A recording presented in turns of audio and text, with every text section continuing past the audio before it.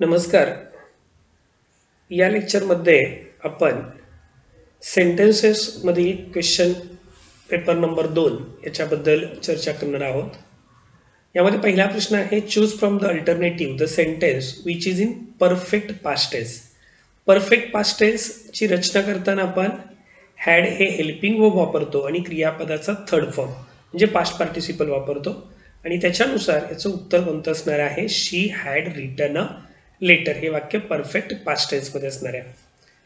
Next आहे, find out the correct sentence of future perfect tense. Future परफेक्टमध्ये आपण काय करतो, शाल किंवा विल, त्यानंतर हॅव, त्यानंतर V3 वापरतो. त्या नियमानुसार याच्यातलं करेक्ट सेंटेन्स कोणतं असणार आहे, I will have completed this book by the end of the year. तर या ठिकाणी त्या टेन्सेसच्या रचना लक्षात असणं गरजेचं आहे. जसं आपण आता बघितलं, पास्ट परफेक्ट टेन्समध्ये हॅड प्लस V3 असेल, future perfect टेन्समध्ये shall will plus have plus V3 असेल. हे जर लक्षात असेल तर आपण ते काळ पटकन ओळखू शकतो. आता पुढचा प्रश्न आहे, which of the following sentences has been written in the future perfect tense. आता फ्युचर परफेक्ट टेन्स म्हटलं की आपण मगाशी पाहिलेलं होतं. ही रचना कशी होणार आहे, फ्युचर परफेक्ट टेन्समध्ये शाल किंवा विल म्हणजे या सर्व वाक्यामध्ये शाल आहे, त्यानंतर हॅव आणि त्यानंतर V3 म्हणजेच फ्युचर परफेक्ट टेन्स असेल. मग काय होईल, पहिलं वाक्य हे त्याचं उत्तर असणार आहे, I shall have written my exercise by that time. इथे हॅव बीन प्लस ING आलं, हे फ्युचर परफेक्ट कंटिन्युअसचं आहे. आय शाल राईट फक्त आलं, हे सिम्पल फ्युचर टेन्स आहे. आय हॅड रिटन हे पास्ट परफेक्ट टेन्स आहे. त्यामुळे फ्युचर परफेक्ट टेन्सचं उत्तर हे 1 नंबरचं ऑप्शन असणार आहे. पुढचा प्रश्न खूप छान आहे, the drunk was very drunk. वाक्याचा अर्थ काय होतो, दारू पिणारी व्यक्ती खूप पिलेली होती, बरोबर. आणि आयडेंटिफाय द टेन्स, वाक्याचा काळ ओळखायचा आहे. यामध्ये वॉज हे मेन वर्ब आहे, अर्थात हे कुणाचं रूप आहे, तर टू बीचं भूतकाळी रूप आहे, वॉज किंवा वेअर. म्हणजे टू बी या क्रियापदाचं V2 वापरलं. जर V2 वापरलं असेल तर वाक्याचा काळ कोणता असतो, सिंपल पास्ट टेन्स. त्यामुळे the drunk was very drunk या वाक्याचा टेन्स कोणता असणार आहे, सिंपल पास्ट टेन्स असणार आहे. बऱ्याचदा तुम्हाला परीक्षेला आयडेंटिफाय द टेन्स किंवा identify the sentence in a particular tense, एखाद्या वाक्याचा काळ ओळखा किंवा एखाद्या काळातलं वाक्य ओळखा असा प्रश्न विचारला जातो. त्यावेळेला ह्या रचना आपल्याला माहिती असणं खरं तर गरजेचं आहे. जर तुम्हाला त्या काळांच्या रचना माहिती असतील तर तुम्ही त्या प्रश्नांची उत्तरं अगदी पटकन देऊ शकता. पुढचा प्रश्न आपण बघणार आहोत. पुढचा प्रश्न आहे,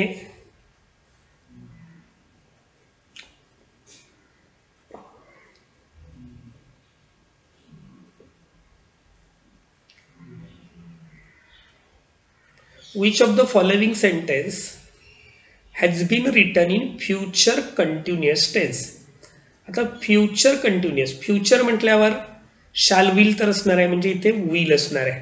कंटिन्युअस म्हटलं की बी प्लस व प्लस ING. कंटिन्युअस म्हटलं की टू बीच्या रूपानंतर ING प्रत्यय येतो. त्यामुळे याचं उत्तर कोणतं असणार आहे, he will be living the place. हे फ्युचर कंटिन्युअस टेन्स असणार आहे. ही विल हॅव लेफ्ट असं म्हटलं तर हा फ्युचर परफेक्ट आहे. He will have been living असं म्हटलं तर फ्युचर परफेक्ट कंटिन्युअस आहे. He is going to live, is going टूची रचना वापरलेली आहे, प्रेझेंट कंटिन्युअस टेन्सची रचना आहे. म्हणजेच या ठिकाणी फ्युचर कंटिन्युअसमध्ये शाल किंवा विल, त्यानंतर बी, त्यानंतर व प्लस ING. त्यामुळे 3 नंबरचं उत्तर या प्रश्नाचं असणार आहे. पुढे name the correct tense form. I have read all the poems of Bharati. I have read म्हणजेच क्रिया पूर्ण झालेली आहे. हॅव किंवा हॅज नंतर जर क्रियापदाचं तिसरं रूप वापरलं असेल तर तो काळ हा प्रेझेंट परफेक्ट टेन्स असतो. कोणता काळ असतो, प्रेझेंट परफेक्ट टेन्स. त्यामुळे याचं उत्तर 2 नंबरचं ऑप्शन हे याचं उत्तर असणार आहे, प्रेझेंट परफेक्ट टेन्स हे त्याचं उत्तर असणार आहे.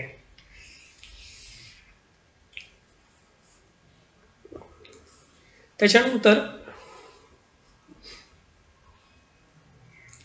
माय फादर ड्रेस इन धोता कुर्ती. ड्रेस्ड या ठिकाणी क्रियापदाचं भूतकाळी रूप वापरलेलं आहे. माय फादर ड्रेस्ड असं म्हटलेलं आहे, म्हणजेच क्रियापदाचं भूतकाळी रूप वापरलेलं आहे, V2 वापरलेलं आहे. आणि जर क्रियापदाचं भूतकाळी रूप वापरलेलं असेल तर साहजिकच त्या वाक्याचा काळ हा सिंपल पास्ट टेन्स असतो. माय फादर ड्रेस्ड. ड्रेस्ड म्हटलं की क्रियापदाचं भूतकाळी रूप आलं, काळ कोणता असणार आहे? सिंपल पास्ट टेन्स असणार आहे. काळ कोणता असेल ह्या वाक्याचा? Simple past tense. त्यामुळे 7व्या प्रश्नाचं उत्तर हे 2 नंबरचा ऑप्शन असणार आहे. पुढे उरलेले प्रश्न आपण बघूया. 8वा प्रश्न आहे find out the correct sentence. Find out the correct sentence.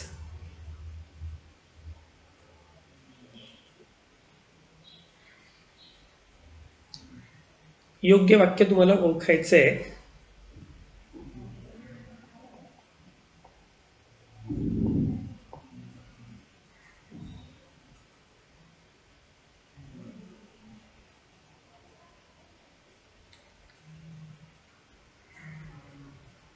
Find out the correct sentence in past progressive tense.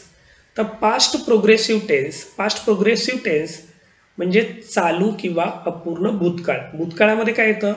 Was, were म्हणजेच पास्ट टेन्स आला आणि प्रोग्रेसिव्ह आहे म्हटल्यावर वर्ब प्लस ING.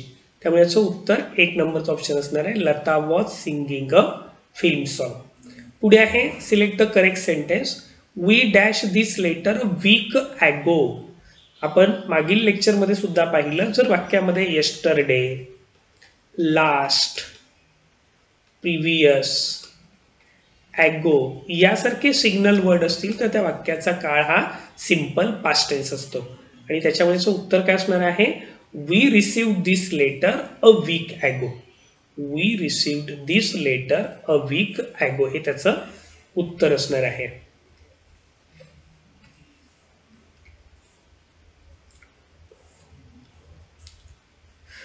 पुढे आता 10व्या प्रश्नाकडे आपण जाऊया. 10वा प्रश्न आहे my friends dash to the prime minister yesterday. आता येस्टरडे हा शब्द काय दर्शवतोय? तर येस्टरडे हा शब्द भूतकाळ दर्शवतो आणि त्यामुळे जर वाक्यामध्ये येस्टरडे असेल तर त्या वाक्याचा काळ हा अर्थातच सिंपल पास्ट टेन्स असणार आहे. त्या वाक्याचा काळ हा सिंपल पास्ट टेन्स असणार आहे. म्हणजेच आपण येस्टरडे हा सिग्नल वर्ड लक्षात घेऊ शकतो आणि त्याच्यावरून आपल्याला हे सांगता येईल की या ठिकाणी जर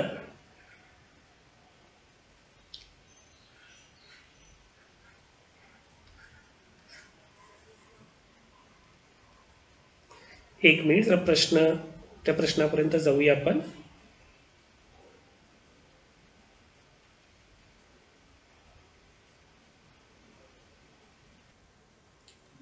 तर या ठिकाणी आपल्या लक्षात येतं की my friends dash the prime minister yesterday. जर वाक्यामध्ये येस्टरडे असेल तर त्या वाक्याचा काळ हा सिंपल पास्ट टेन्स असला पाहिजे. म्हणजे याचं हे उत्तर असणार आहे. कारण मग अशी आपण पाहिलं, जर वाक्यामध्ये ॲगो किंवा येस्टरडे किंवा लास्ट किंवा प्रिव्हियस यासारखे शब्द असतील तर त्या ठिकाणी आपण क्रियापदाचं भूतकाळी रूप वापरतो. त्यामुळे ते सिंपल पास्ट टेन्स असणार आहे. ईट डॅश सिन्स अर्ली मॉर्निंग. आता जर वाक्यामध्ये आपण पाहिलेलं आहे सिन्स किंवा फॉर असेल तर याचा अर्थ काय होतो? भूतकाळात एका विशिष्ट वेळेपूर्वी क्रिया सुरू झाली आहे आणि ती अद्याप चालू आहे. आणि या अर्थाने ते काय वापरावं लागेल? It has been raining since early morning. त्यामुळे उत्तर काय असणार आहे? It has been raining since early morning. पुढील प्रश्न आहे I dash they are wrong. आणि तुम्हाला रिकाम्या जागी थिंक या क्रियापदाचं योग्य रूप वापरायचं आहे. मला लक्षात आहे थिंक हे जे क्रियापद आहे नॉन ॲक्शन वर्ब आहे, कारण ते आपली मेंटल ॲक्टिव्हिटी दर्शवतं. मेंटल ॲक्टिव्हिटी दर्शवणारी क्रियापद ही नॉन ॲक्शन वर्ब असतात आणि त्यांच्यामध्ये सगळ्यात महत्त्वाचं म्हणजे त्याला थिंकचा अर्थ वाटणे असा होतो, मनाला वाटणे असा होतो. त्याला ते नॉन ॲक्शन वर्ब आहे आणि नॉन ॲक्शन वर्ब असेल तर त्याला कधीही ING प्रत्यय लागत नाही. आणि त्यामुळे am thinking, was thinking, have been thinking हे चारही पर्याय चुकीचे आहे. त्याचं उत्तर काय असणार आहे? I think they are wrong. मला वाटतं ते चुकीचे आहेत, हे त्याचं उत्तर असणार आहे. पुढचा प्रश्न आहे if I had seen him जर मी त्यांना पाहिलं असतं, अर्थात या स्वरूपाचं वाक्य आपण मागील प्रश्नपत्रिकेमध्ये सुद्धा पाहिलेलं आहे. जर इफच्या वाक्यामध्ये हॅड प्लस V3 असेल तर मुख्य वाक्यामध्ये वुड हॅव प्लस V3 वापरला जातो. त्यामुळे 4 नंबरचं ऑप्शन हे याचं उत्तर असणार आहे. If I had seen him, जर मी त्यांना पाहिलं असतं, भेटलो असतो, तर I would have definitely recognise him, मी त्याला नक्की ओळखलं असतं. अशा अर्थाने त्या ठिकाणी 13व्या प्रश्नाचं उत्तर 4 नंबरचा ऑप्शन असणार आहे. त्यानंतर 14वा प्रश्न आहे ही डॅश इंग्लिश फॉर 5 इयर्स. तो 5 वर्ष इंग्रजी शिकत आलेला आहे. आता 5 वर्ष इंग्रजी शिकत आलेला आहे याचा अर्थ 5 वर्षापूर्वी ती क्रिया सुरू झाली आणि अद्यापही चालू आहे. आपण वारंवार पाहिलेलं आहे, जर वाक्यामध्ये सिन्स किंवा फॉर असेल तर त्या वाक्यामध्ये आपण प्रेझेंट परफेक्ट कंटिन्युअस टेन्स वापरतो, म्हणजे हॅव बीन किंवा हॅज बीन आणि क्रियापदाला ING प्रत्यय लावला जातो. आणि त्याच्यानुसार 14व्या प्रश्नाचं उत्तर हे 4 नंबरचं ऑप्शन असणार आहे. He has been studying English for 5 years. त्यानंतर पुढील प्रश्न आहे which of the following sentence has written in future continuous tense. Has written in future continuous tense. Future continuous tense बद्दल आपण पाहिलेलं आहे. अशा वाक्यामध्ये शाल बी किंवा विल बी आणि त्यानंतर क्रियापदाला ING प्रत्यय लागतो. मग त्या नियमानुसार कोणतं उत्तर असणार आहे? He will be living the place हे तुमचं उत्तर असणार आहे. 15व्या प्रश्नाचं उत्तर अर्थातच 3 नंबरचं ऑप्शन हे 15व्या प्रश्नाचं उत्तर असणार आहे. त्यानंतर पुढील प्रश्न आपण पाहूया. 16वा प्रश्न आहे modern research dash that there were invaders even before the Aryans poured into his land. म्हणजेच आधुनिक संशोधनाने हे दर्शविलेलं आहे, सिद्ध केलेलं आहे, बरोबर, सिद्ध केलेलं आहे की त्या काळी देअर वेर इन्व्हेडर्स, भारतावर आक्रमण करणारे लोक आर्यांच्या अगोदर सुद्धा होते. म्हणजे हे प्रूव्ह झालेलं आहे, अर्थात हे ऐतिहासिक सत्य आहे आणि त्यामुळे ते सिंपल पास्ट टेन्स वापरावा लागेल. मॉडर्न रिसर्च प्रूव्ह दॅट, त्यामुळे ते सिंपल पास्ट टेन्स म्हणजेच क्रियापदाचं भूतकाळी रूप वापरावं लागेल. त्याच्या पुढचं वाक्य मागील पेपरमध्ये पण आपण अशी बरीच वाक्य पाहिलेली होती. वेन आय सॉ हिम, जेव्हा मी त्याला पाहिलं. वेनने सुरू झालेल्या वाक्यात जर भूतकाळ असेल आणि या वाक्यातली क्रिया मुख्य वाक्यातल्या क्रियेला अडथळा आणत असेल किंवा मुख्य वाक्यातली क्रिया त्याच क्षणी चालू असेल, चालू होती, हे जर आपल्याला दर्शवायचं असेल तर त्या वाक्यामध्ये आपण पास्ट कंटिन्युअस टेन्स वापरतो. त्यामुळे हे वाक्य कसं होईल? वेन आय सॉ हिम, जेव्हा मी त्याला पाहिलं, तो बुद्धिबळ खेळत होता. बुद्धिबळ खेळत होता म्हणजे खेळण्याची क्रिया चालू होती. वॉज प्लेइंग तुम्हाला त्या ठिकाणी वापरावं लागेल.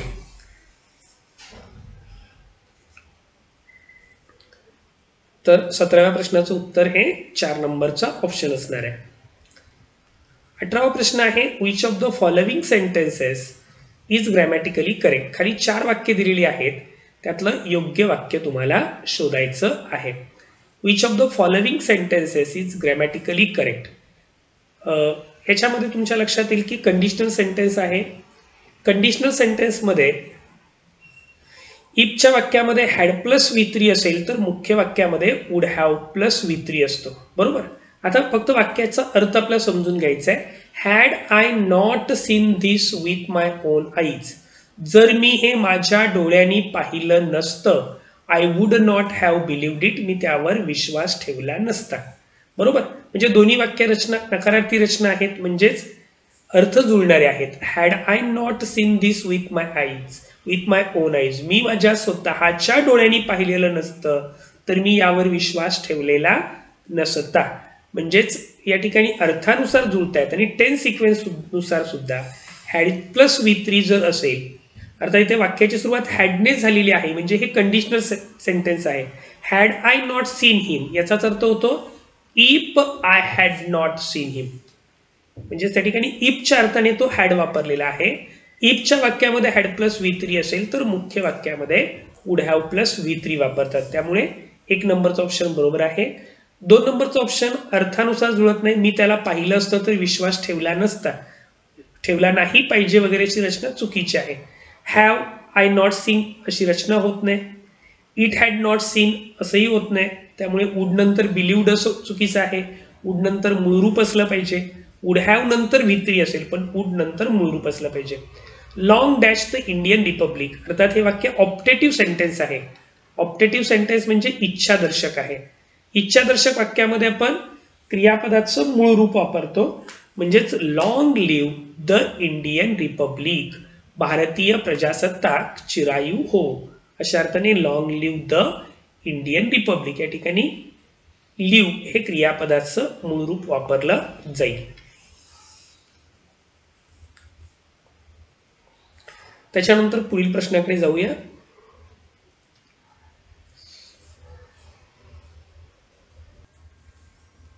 पुढील वाक्य देखील काल्पनिक आहे. If I dash the king you should be my queen, जर मी राजा झालो तर तू माझी राणी असली पाहिजे. मी राजा झालो तर, वाक्य काल्पनिक आहे आणि काल्पनिक वाक्य असेल तर त्या वाक्यामध्ये आपण अनेकवचनी भूतकाळी क्रियापद वर वापरतो, त्यामुळे ते वर आहे. If I were the king you should be my queen, तू माझी राणी असली पाहिजे. पुढे आहे which one of the following sentence has been written in past perfect continuous tense. Past perfect continuous tense म्हणजेच हॅड बीन हे पास्ट परफेक्टची रचना दर्शवतं आणि त्यानंतर वर्ब प्लस ING, क्रियापदाला ING प्रत्यय, हॅड बीन प्लस ING म्हणजे past perfect continuous tense. Which one of the following sentences has been written in past perfect continuous tense, तरी तुमच्या लक्षात येईल इट वॉज रेनिंग हे पास्ट कंटिन्युअस टेन्स आहे.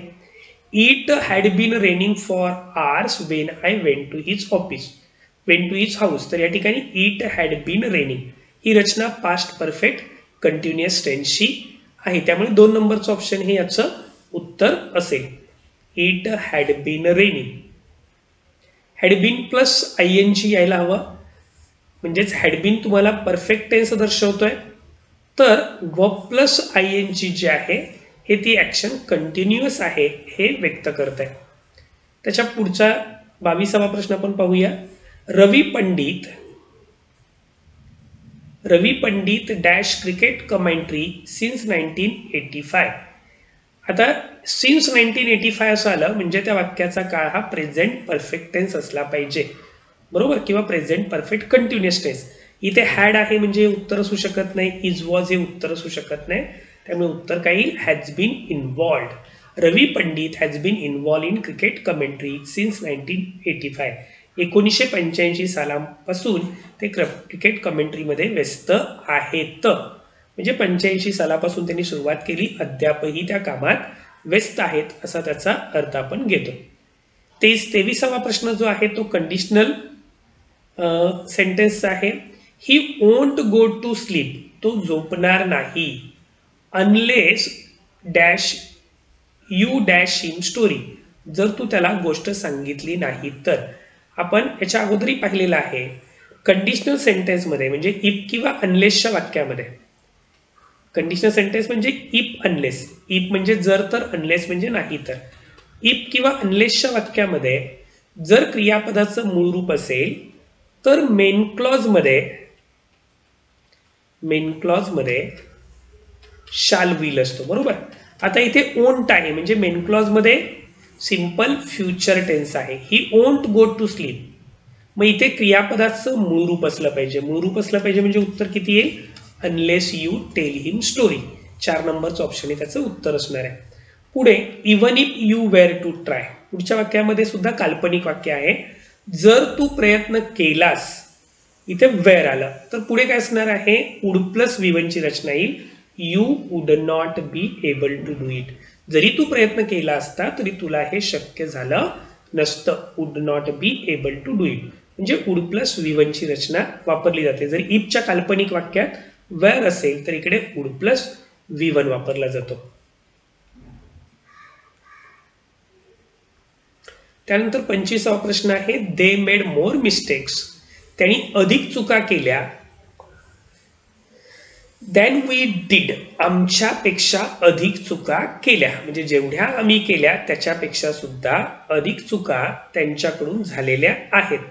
अर्थात यामध्ये आपल्या लक्षात येतं की पहिल्या वाक्यामध्ये दे मेड भूतकाळ आहे, बरोबर. They made more mistakes than we did, जेवढ्या आम्ही केल्या त्याच्यापेक्षा अधिक चुका त्यांनी केल्या. म्हणजे या ठिकाणी शक्यतो दॅन कंपॅरेटिव्ह डिग्री आहे, म्हणजे दोन्ही वाक्य ही समान दर्जाची असतात, त्यामुळे आपण डिड वापरला. पुढचा प्रश्न आहे ही tried but did not. He tried hard, त्याने प्रयत्न केले पण त्याला यश मिळू शकलं नाही, अशी वाक्यरचना करावयाची आहे. आणि त्याच्यामुळे ही tried hard but he did not succeed. कारण का ट्राईड असं म्हटलेलं आहे, ट्राईड असं म्हटलं म्हणजेच हा काळ कोणता आहे, सिंपल पास्ट टेन्स आहे. ट्राईड असं म्हटलंय म्हणजे काळ कोणता आहे, हा सिंपल पास्ट टेन्स आहे. म्हणजे पुढच्या वाक्यामध्ये सुद्धा सिंपल पास्ट टेन्स असला पाहिजे. त्यामुळे उत्तर काय होईल, ही ट्राईड हार्ड, त्याने खूप प्रयत्न केले पण त्याला यश मिळालं नाही. त्याच्यानंतर 27वा प्रश्न जो आहे तो काल्पनिक वाक्य आहे. ही बिहेव्स, तो असा वागतोय जणू काही तो वेडा आहे. ही बिहेव्स, तो असा वागतोय जणू काही तो वेडा आहे.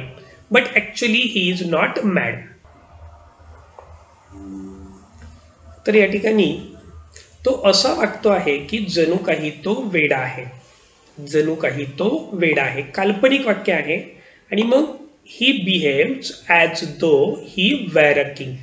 जर दोन वाक्य जोडताना ॲज दो किंवा ॲज इफ वापरलेलं असेल तर ॲज इफ किंवा ॲज दो या दोनही कंजंक्शनचा अर्थ जणू काही असा होतो. काय अर्थ होतो यांचा, जणू काही. आणि मग असा अर्थ असेल तर त्या वाक्यामध्ये अनेक वचनी भूतकाळी क्रियापद वापरतात, त्यामुळे त्याला वेअर असं म्हटलं जातं. अर्थात ही पास्ट सब्जंक्टिव्ह मूड मधली वाक्य आहेत आणि past subjunctive mood is restricted to were. अशा वाक्यामध्ये आपण वेअर वापरतो. त्यामुळे he behaves as though he were a king, असं त्याचं उत्तर होणार आहे. पुढचं वाक्य आहे when does the college reopen. College पुन्हा केव्हा सुरू होत आहे. वेन डज, डज म्हटलं की हा काळ सिंपल प्रेझेंट टेन्स आहे, पण वाक्याचा अर्थ काय होतोय, Wien does the college reopen, पुन्हा केव्हा सुरू होत आहे. अर्थात ते भविष्यात सुरू होणार आहे, नंतर सुरू होणार आहे. त्यामुळे the tense from in the above sentence expresses a future event. जरी वाक्याचा काळ सिंपल प्रेझेंट टेन्स असला तरी एक भविष्य काळामधील निश्चित क्रिया यामध्ये व्यक्त केलेली आहे. त्यामुळे त्या वाक्यातून काय व्यक्त होत आहे, फ्युचर इव्हेंट. त्यामुळे याचं उत्तर 3 नंबरचं ऑप्शन असणार आहे. 29वा प्रश्न हा बऱ्याच स्पर्धा परीक्षांना विचारलेला प्रश्न आहे. म्हणजे बऱ्याच स्पर्धा परीक्षांना याच्यावर तुम्हाला प्रश्न विचारलेला आहे. Don't disturb me, I dash my homework. मला डिस्टर्ब करू नको, मला अडथळा आणू नको, मी माझं होमवर्क करत आहे, माझं काम चालू आहे. त्यामुळे तुमच्या लक्षात येईल की अगोदर असणारं अज्ञार्थी वाक्य वर्तमान दर्शवत आहे. डोंट डिस्टर्ब मी, मला अडथळा आणू नको, मी माझं काम करत आहे, माझं होमवर्क करत आहे, होमवर्क करण्याचं काम चालू आहे, बोलता क्षणी ते घडत आहे. त्यामुळे प्रेझेंट कंटिन्युअस टेन्स वापरला जातोय. पुढे बघा, शी डॅश अनकॉन्शियस सिन्स 4 o'clock. ती 4 वाजल्यापासून बेशुद्ध अवस्थेत आहे. म्हणजे थोडक्यात या ठिकाणी जर वाक्यात सिन्स किंवा फॉर असेल तर त्या वाक्यामध्ये आपण प्रेझेंट परफेक्ट टेन्स किंवा प्रेझेंट परफेक्ट कंटिन्युअस टेन्स वापरतो. त्यामुळे याचं उत्तर कोणतं असणार आहे, she has been unconscious since 4 o'clock. तर अशा पद्धतीने आपण या व्हिडिओ लेक्चरमध्ये टेन्सेस मधला जो ऑनलाईन टेस्ट नंबर 2 याचं विश्लेषण पाहिलेलं आहे. तुम्हाला तशा काही शंका असतील तर तुमच्या कोर्समध्ये किंवा बॅचमध्ये त्या तुम्ही माझ्याशी शेअर करू शकता. धन्यवाद.